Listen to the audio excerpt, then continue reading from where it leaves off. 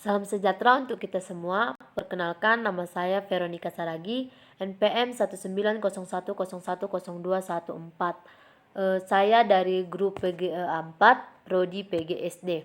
Nah, dalam video kali ini saya akan menjelaskan tentang pembelajaran sastra, yaitu mengenai puisi di tingkat SD kelas 5. Nah, adapun metode, media, dan juga pendekatan yang saya gunakan dalam pembelajaran materi puisi yaitu metode pembacaan. Alasan saya memilih metode ini adalah di mana metode ini sangat cocok diterapkan pada pembacaan puisi, terutama di tingkat SD, karena metode ini dapat memberikan pemahaman kepada siswa bagaimana cara membaca yang baik dan dapat menghayati sesuatu yang dibaca serta dapat menggunakan tanda-tanda baca dengan benar dalam membaca. Metode ini juga merupakan metode yang dilakukan untuk melatih vokal dalam pembacaan puisi dengan memperhatikan irama, intonasi lagu, jeda lagu kalimat, dan nada tinggi rendahnya suara atau panjang pendeknya suara. Media yang saya gunakan dalam pembelajaran materi puisi ini tingkat SD yaitu dengan menggunakan media tape recorder. Alasannya saya memilih media ini karena media ini dapat digunakan untuk menyampaikan contoh pembacaan puisi dari penyair terkenal kepada siswa, dan hal itu dapat dicontoh siswa dalam pembacaan puisi mulai dari pemilihan puisi, memberi jeda, mengetahui alur agar memahami bait yang menjadi konflik untuk dibaca lebih klimaks, memahami makna secara intensif, latihan pemanasan, olah vokal, olah napas, konsentrasi, imajinasi, dan ekspresi. Nah, sedangkan pendekatan yang saya pilih yaitu pendekatan kontekstual, di mana pada pendekatan ini guru mengorientasi siswa terhadap masalah dan siswa tersebut berusaha memecahkan masalah yang diberikan. Alasan saya memilih pendekatan ini karena pendekatan ini dapat membangun perhatian, minat, motivasi, sikap siswa, serta dapat membangun interaksi antara siswa dengan guru yang mewujudkan siswa terlibat langsung dalam pembelajaran. Selain itu, pendekatan kontekstual ini juga meliputi orientasi, inquiry, mengembangkan hasil karya, serta evaluasi. Pada tahap mengorganisir, di mana siswa berargumen pada pengertian puisi, mengamati teks puisi, yang diberikan guru, dan peserta didik mendengarkan pembacaan puisi oleh salah seorang siswa contohnya, sehingga dengan pendekatan ini dapat membantu siswa lebih memahami cara membaca dan menulis puisi. Halo, selamat pagi adik-adik. Semoga selalu dalam keadaan sehat dan tetap semangat untuk mengikuti pembelajaran kita hari ini. Nah, materi kita kali ini yaitu pembelajaran sastra tentang puisi. Apa itu puisi? Pastinya adik-adik semua sudah pernah mendengarkan kata puisi dan mungkin sudah pernah mendengar orang berpuisi, ataupun mungkin sudah pernah berpuisi, baik itu di sekolah, di gereja, ataupun di lingkungan masyarakat. Nah, sebagai pengertiannya bahwasanya puisi itu merupakan teks atau karangan yang mengungkapkan pemikiran dan perasaan dengan mengutamakan keindahan kata-kata. Nah, pasti kita lihat bahwasanya puisi itu adalah memiliki kata-kata yang indah ya, memiliki banyak majas ataupun gaya bahasa. Nah, dalam pembacaan puisi ini kita harus mengetahui bagaimana intonasi, bagaimana cara membaca puisi yang, kalau dia itu puisi yang sedih, maka raut wajah kita juga harus ikut sedih. Jika dia puisi yang mengajak ataupun semangat bahwa kita juga harus membacanya dengan semangat, tidak boleh dengan raut wajah yang sedih. Jadi pembacaan puisi ini harus disesuaikan dengan raut wajah yang tergantung pada isi teks puisi tersebut ya. Nah, puisi ini memiliki dua jenis. Yang pertama itu adalah jenis puisi lama dan yang kedua adalah jenis puisi baru atau biasa disebut dengan puisi modern. Nah, apa sih perbedaan antara puisi lama dengan puisi baru? Nah, puisi lama itu merupakan puisi yang terikat dengan rima dan irama, sedangkan puisi baru tidak terikat dengan rima dan irama. Nah, rima itu apa? Rima merupakan bunyi-bunyi yang ditimbulkan oleh huruf atau kata-kata dalam larik dan bait atau persamaan bunyi dalam puisi. Nah, sedangkan irama itu adalah pergantian tinggi rendah, panjang pendek, dan keras lembut ucapan bunyi. Beberapa contoh dari puisi berdasarkan jenisnya itu ya. Ada yang pertama itu mantra. Mantra ini merupakan jenis puisi lama yang memiliki ucapan yang dipercaya memiliki kekuatan gaib atau kekuatan sihir ya. Contoh, gelang-gelang si gali-gali, malukut kepada padi. Air susu kerus asalmu jadi, aku sapa tidak bernyanyi. Nah, jenis yang kedua itu adalah pantun. Pantun ini juga merupakan jenis puisi lama yang memiliki sajak AB dan setiap baris berisi 8 sampai 12 suku kata. Contoh, berakit-rakit ke hulu, berenang-renang ke tepian, bersakit-sakit dahulu, bersenang-senang kemudian. Contoh puisi yang ketiga ada gurindam. Gurindam ini juga merupakan jenis puisi lama yang memiliki bait yang terdiri dari 2 baris serta bersajak a. Contoh dari gurindam yaitu apabila mata terjaga, hilanglah semua dahaga. Apabila kuping tertutup handuk, hilanglah semua kabar buruk. Nah, itu merupakan contoh dari jenis puisi lama gurindam. Yang keempat yaitu syair. Syair ini juga merupakan jenis puisi lama yang berisi nasihat atau cerita. Syair ini bersajak a serta berisi 4 baris dalam setiap bait. Contoh dari syair yaitu ilmu didapat tiada cepat, mesti sabar hatinya kuat.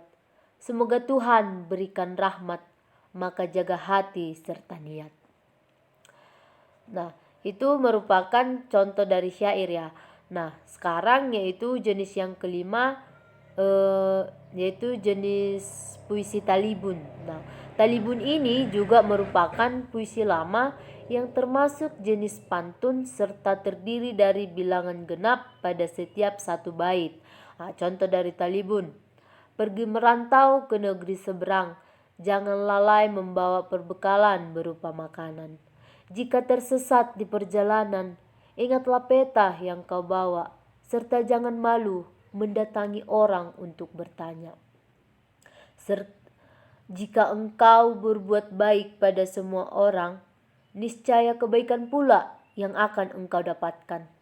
Sudahlah engkau dapat pahala, di dunia pun engkau akan hidup bahagia. Nah, itu merupakan contoh dari jenis puisi talibunnya. Nah, selanjutnya yang keenam yaitu romansa. Romansa itu merupakan jenis puisi modern. Nah, ini romansa sudah merupakan jenis puisi modern ya, dan berisikan kisah cinta atau perasaan penyair tentang cinta. Contoh dari romansa. Aku ingin mencintaimu dengan sederhana, dengan kata yang tak sempat diucapkan kayu kepada api yang menjadikannya abu. Aku ingin mencintaimu dengan sederhana, dengan isyarat yang tak sempat disampaikan awan kepada hujan yang menjadikannya tiada. Nah, itu merupakan contoh dari romansa. Jenis puisi yang ketujuh yaitu balada. balada ini merupakan jenis puisi baru yang menggambarkan cerita terdiri dari 3 bait. Contoh, judulnya itu adalah Waktu dan Aku.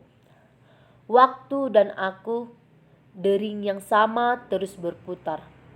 Tetapi waktu tidak pernah berakhir sampai saya berpikir, mengapa saya harus khawatir tentang semuanya?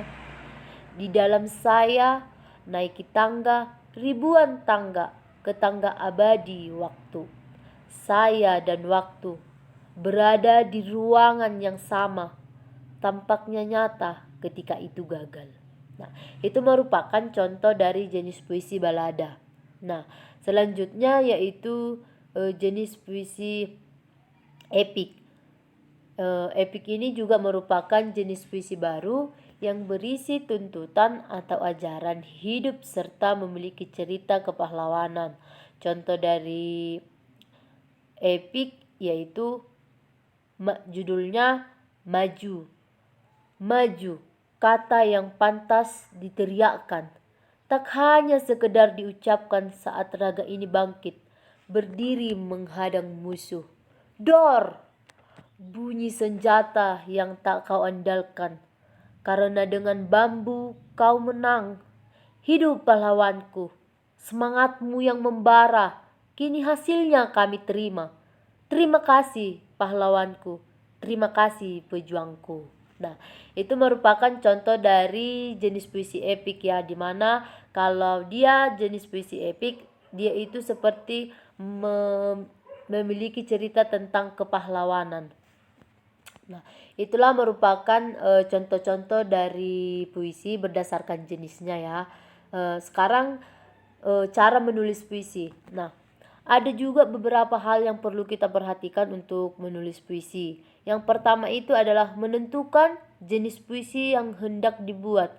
Nah, menentukan jenis puisi yang hendak dibuat. Kita itu harus seperti tadi, sebelum kita menulis puisi, kita harus menentukan dulu jenis puisi apa yang kita buat. Tentang jenis puisi romansa kah, jenis puisi epik kah yang menceritakan kepahlawanan, jenis talibun kah, jenis gurindam atau pantun. Kita harus terlebih dahulu menentukan jenis puisinya. Nah, yang kedua itu adalah menentukan tema dan pesan yang hendak dibuat. Nah, dalam melakukan menuliskan puisi juga kita harus menentukan tema dan membuat suatu pesan yang terkandung dalam puisi yang akan kita buat tersebut. Nah, yang ketiga itu mengembangkan tema menjadi kalimat berdasarkan hasil imajinasi kita. Nah, tema yang tadi yang telah kita tentukan, maka akan kita buat menjadi kalimat yang di dalamnya terdapat keindahan kata-kata, yaitu hasil dari imajinasi pemikiran kita sendiri, atau tema itu kita kembangkan sesuai dengan imajinasi dan perasaan kita dalam menuliskan puisi tersebut. Nah, sedangkan yang keempat yaitu menuangkan ide dalam uraian kata-kata yang sesuai dengan kaidah puisi. Nah, dalam menulis puisi ini juga ide yang kita dapat harus sesuai dengan kaidah-kaidah puisi. Tidak boleh sesuka hati kita, tetapi harus sesuai dengan kaidah-kaidah yang terdapat dalam suatu teks puisi. Nah, itulah penjelasan singkat dari Ibu tentang pembelajaran puisi di kelas 5 SD. Sekarang Ibu akan memberikan kalian sebuah evaluasi sebagai tugas untuk kalian. Ibu ingin kalian itu menuliskan sebuah puisi dan membacakan puisi yang kalian tulis tersebut.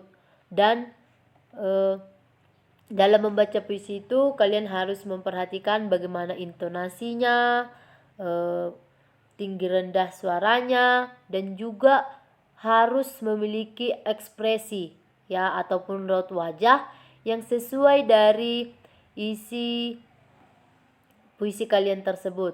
Kalian bebas memilih puisi jenis puisinya, mau jenis puisi pantun, gurindam, epik, talibun, balada, bebas. Tapi yang pastinya kalian menuliskan puisi itu dan juga membacakannya. Itulah menjadi tugas kalian. Untuk kalian lebih mudah bagaimana cara membacakan puisi yang baik dan benar itu, Ibu ada video pembacaan puisi dari penyair terkenal. Dan semoga dengan video ini kalian bisa belajar dan mempraktekannya di rumah. Guruku. Saya mempunyai seorang guru anakku. Suaranya menggelegar. Sebenarnya wajahnya tidak sangar. Tetapi setiap ada kebatilan, tatapannya selalu nanar dan ia damprat siapa saja yang tidak benar. Anehnya, kami tidak pernah dendam. Sampai akhir hayatnya, ia miskin. Miskin bahasa. Sebanyak apapun ia berbicara, yang keluar hanya kata cinta. Pun setiap kali menyebut namanya, yang keluar adalah huruf yang sama.